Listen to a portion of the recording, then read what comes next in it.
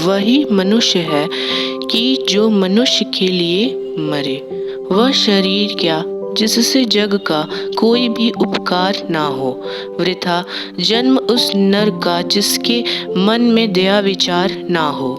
वही मनुष्य मनुष्यता के गुणों से संपन्न है, जो मनुष्य की भलाई के लिए अपने प्राणों का भी परित्याग कर देता है।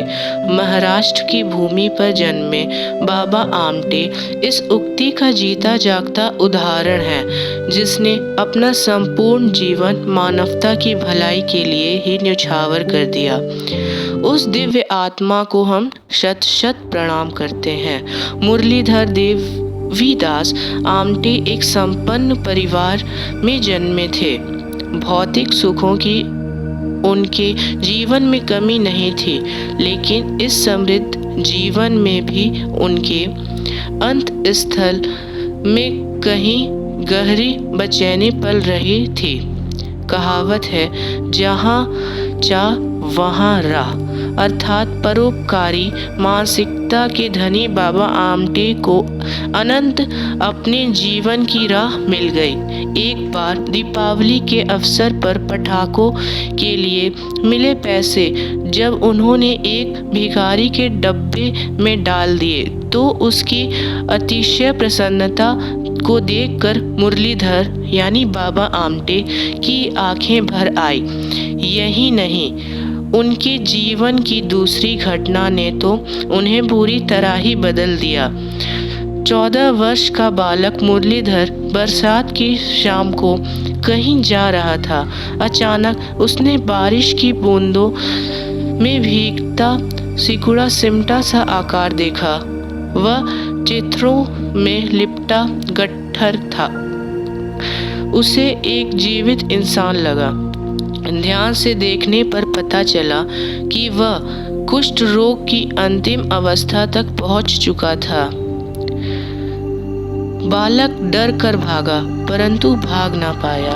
उसकी 2 आंखें चमक रही थीं, उंगलियां का नामो निशान नहीं था। शरीर पर कीड़े रेंग रहे थे।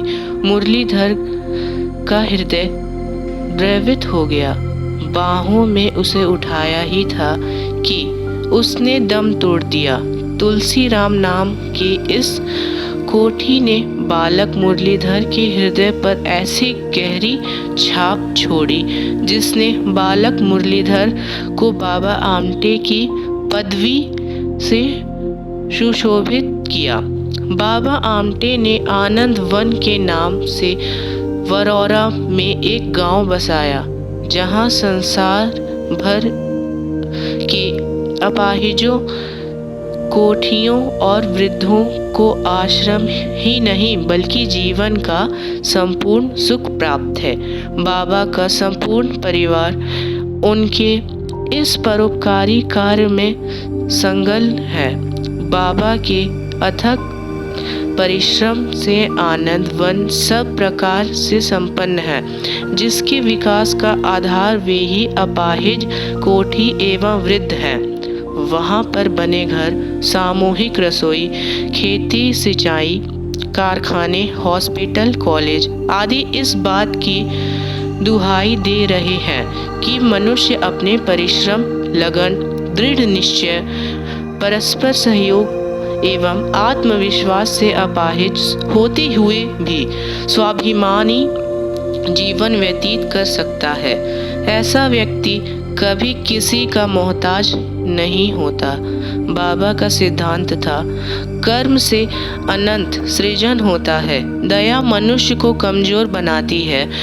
उनका कहना था कि अपाहिजों को अवसर दिए जाएं, भीख नहीं। आज बाबा आमटे के द्वारा बसाए गांव आनंद वन में सर्व क्षेत्र आनंद है। लाखों लोग उनके द्वारा दिए गए सुखों के कारण आनंद में जीवन व्यतीत कर रहे हैं। आज बाबा जीवित नहीं हैं, परंतु मानव रूप से जो परोपकार उन्होंने मनुष्यों के लिए किए थे, वह उन्हें देवताओं की श्रेणी में रखने योग्य है। वह ईश्वर की अद्वितीय रचना थे। बाबा आमटे मनुष्यता के लिए जीवित रहे और उसी के लिए मर गए।